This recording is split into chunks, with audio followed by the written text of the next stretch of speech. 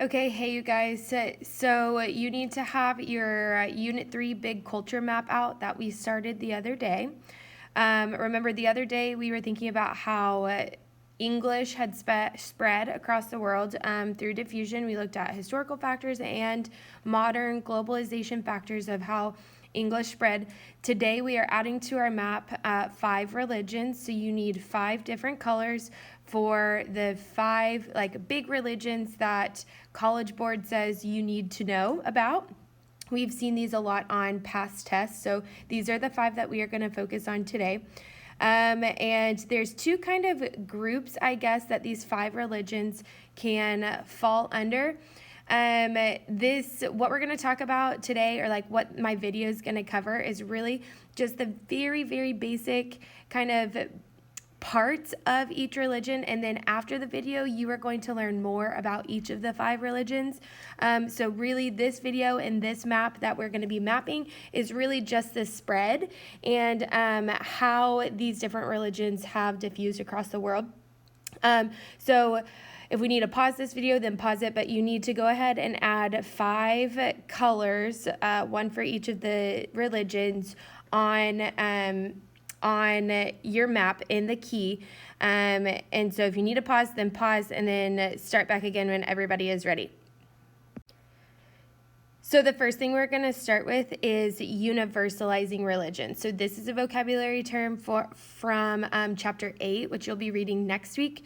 And so universalizing religions are religions that are seeking to make converts and to get people to follow their religion and to make more believers. So usually there's a few of these that we're going to talk about here in a second.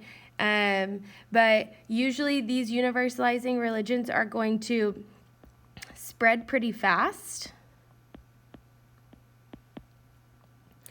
Usually through missionary, work, missionary based. Okay, so they're sending people out to teach other people about the faith and to make converts. And usually when it is being spread through missionaries and it's spreading fast, usually it is through expansion diffusion. Remember that term from last week that we were talking about? And more specifically, more so hierarchical. Did I spell that right? Hierarchical diffusion. Okay, so there are 3 universalizing religions from our list over here. I want you to grab whatever color you use for Christianity, because that's what we are going to do first. We're going to talk about first Christianity. So with Christianity, this is a monotheistic religion. That means that they believe in one God. The teachings come from Jesus Christ. Jesus was believed to be God's son, and he was sent to earth to die for our sins. The religious text is the Bible. And it's going to start over here in the Middle East. There we go. So on your map, you can draw just like a circle, and I'm going to put a C out beside it so that I know that that means Christianity. So Christianity is going to really spread through hierarchical diffusion. So remember, that means from the top down, or from important people down to less important people. And that is really how the religion is going to spread and take hold, is because people start believing that there is hope for them through this religion.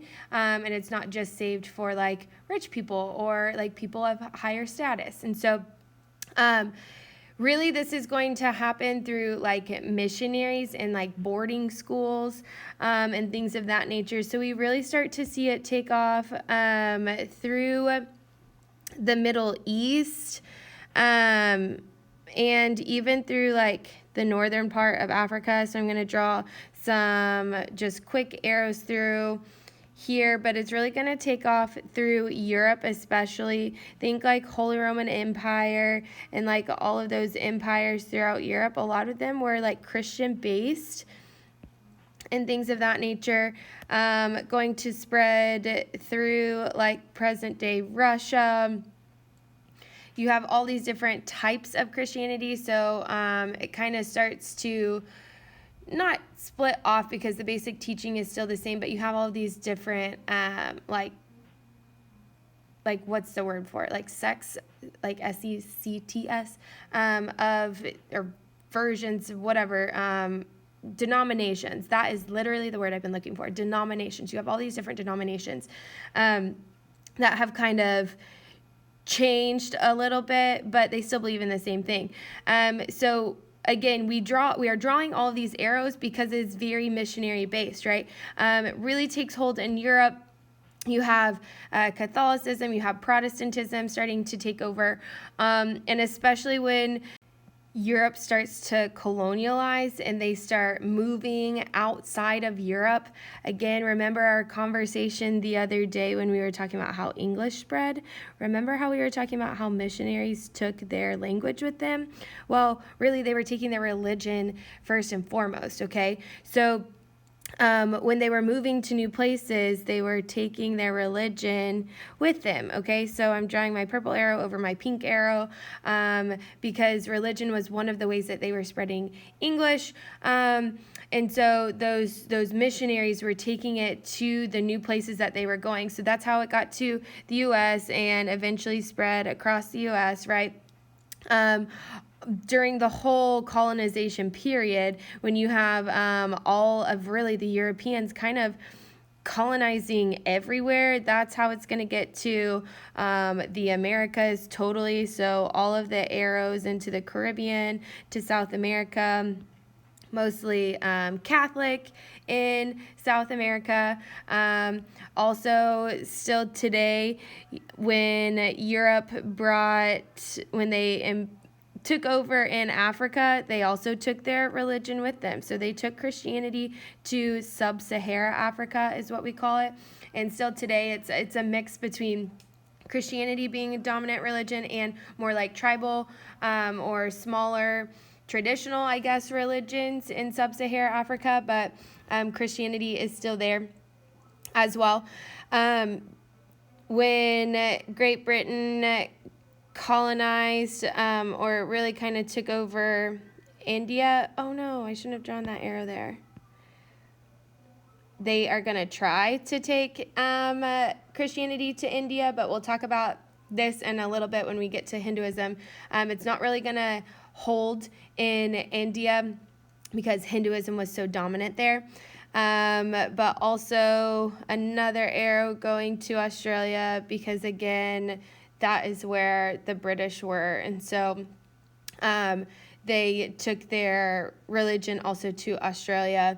The U.S. will also start having a role in spreading Christianity as well to Asia a little bit too. Okay, so lots of purple arrows or whatever color you're using, because Christianity is a universalizing religion. That means that they're trying to make people join their faith, and so they're spreading their faith and they're taking it wherever they can, okay? So it spreads really fast, lots of purple arrows. It is the largest religion in the world today, okay?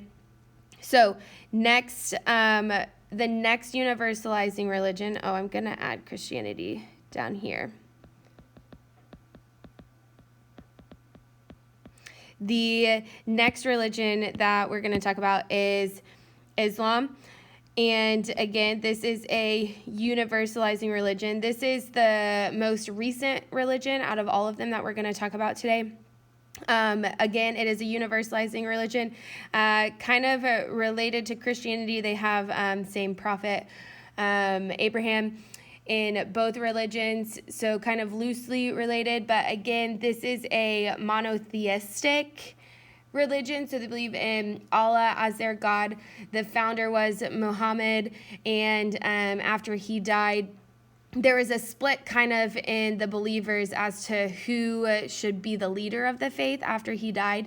And so that split we still see today between the Shia Muslims and the Sunni Muslims, okay? While I'm saying the word Muslim, something that I have noticed in the last several years of teaching this class is that the term Islam and Muslims, so Islam is the religion, Muslim is the follower, okay? So just like you would say Christianity is the faith, and the person who believes in Christianity is called a Christian, Islam is the faith, and the person who believes in Islam is called a Muslim.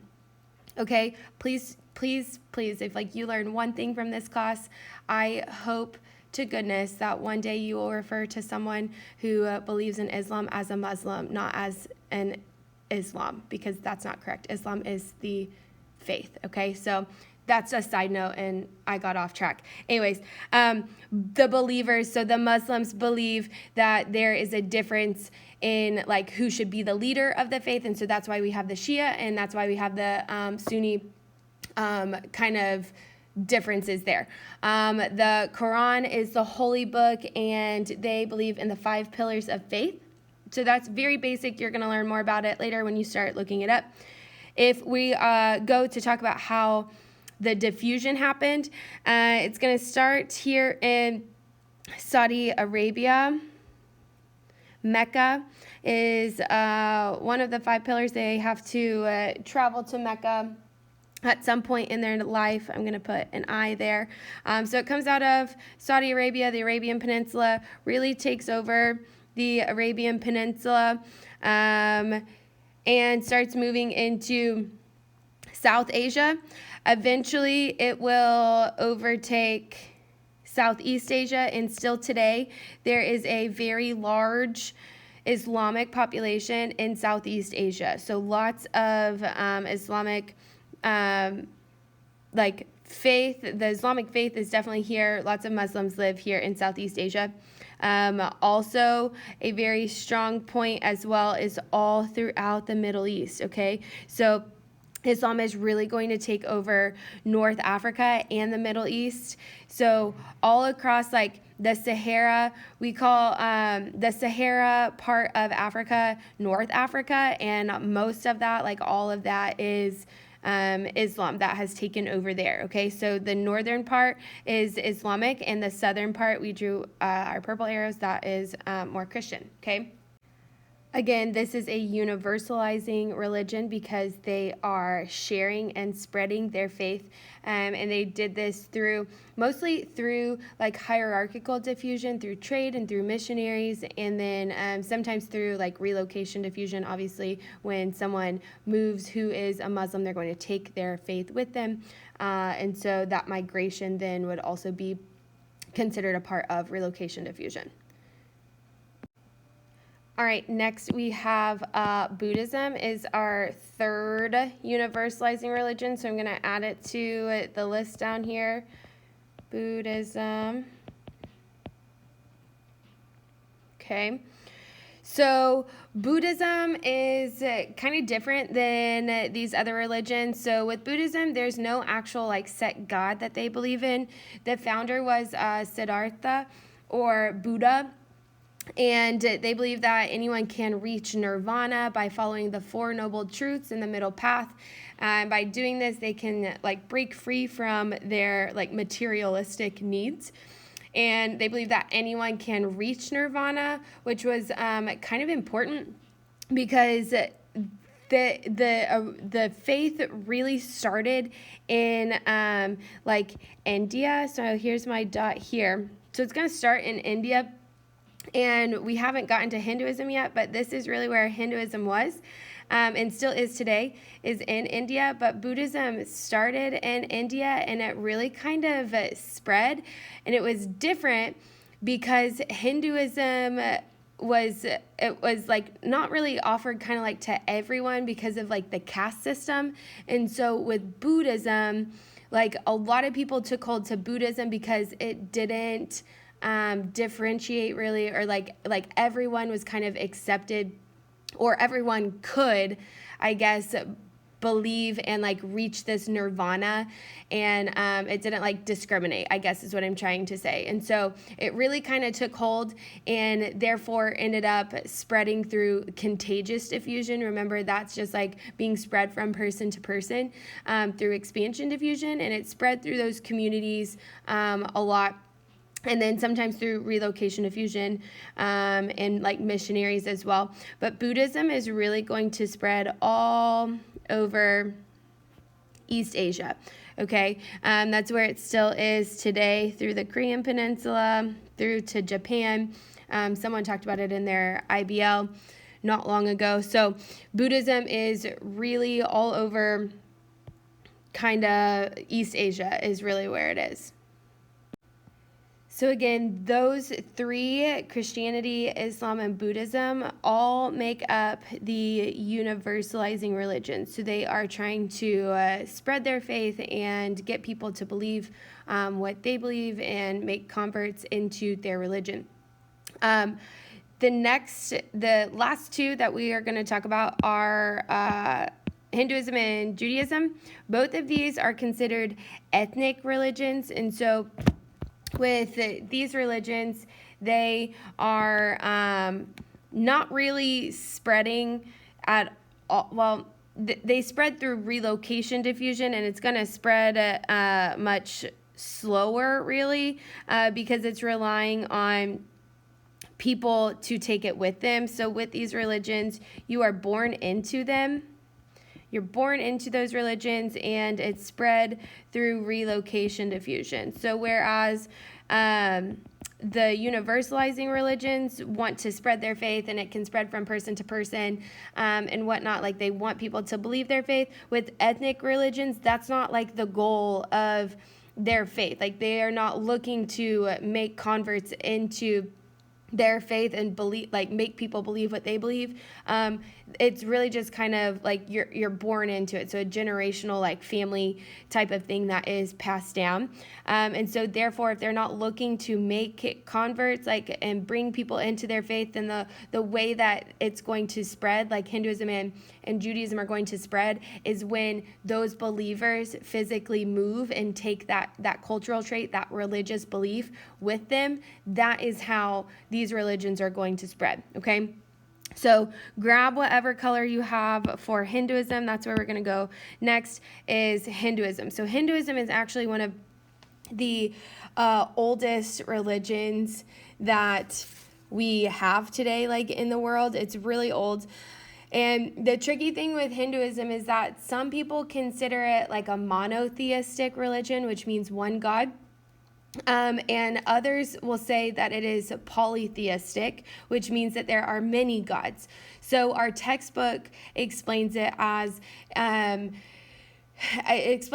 both, really. It says that they worship many deities or gods, and some other Hindus consider like all of those deities as actually coming from one God, therefore it's monotheistic. So really, it could be monotheistic, it could be polytheistic. You're not going to see a question that asks that, because there are a lot of opinions on that. So main thing to know is that monotheistic means one God, polytheistic means that there's multiple gods, and it's questionable on whoever you talk to if they think it's mono or if it's polytheistic.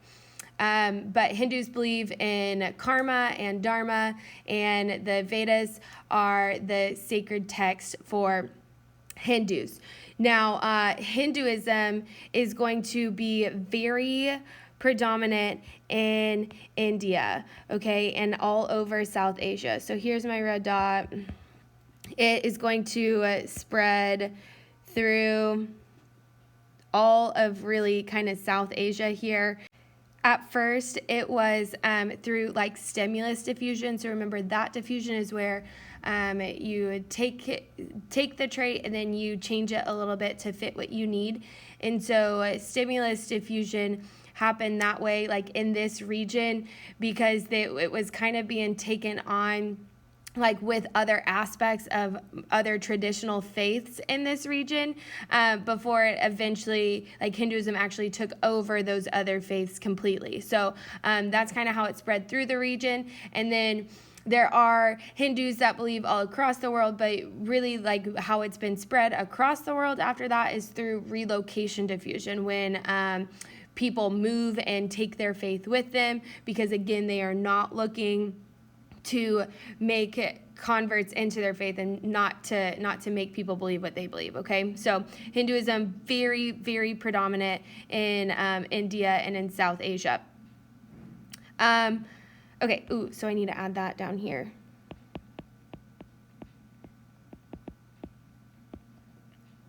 All right, so then that leaves us with Judaism last. So I'm going to add that here too, to this, to our ethnic religions. So Judaism has three main branches. The Torah is the religious text. It's an ethnic religion because you are born into the Jewish faith. So it's really hard to convert into Judaism. You are really like you're just considered Jewish by blood. So if we're thinking about like, I want you to think about like the Holocaust, and we know that was all about the killing of all of these Jewish people and other people as well. But it was really radical because the Nazis were persecuting the Jews, because like, even if you were not like a practicing Jewish follower, like you didn't go to the synagogue, you weren't practicing the faith, if your parents or your grandparents were Jewish and were like registered and like people in the government knew that they were Jewish, then the Nazis believed that you were Jewish as well, like for those younger generations, even if they weren't actually practicing the faith, because it's an ethnic religion and they believed it is passed down, like it's really passed down through your bloodline and through generations.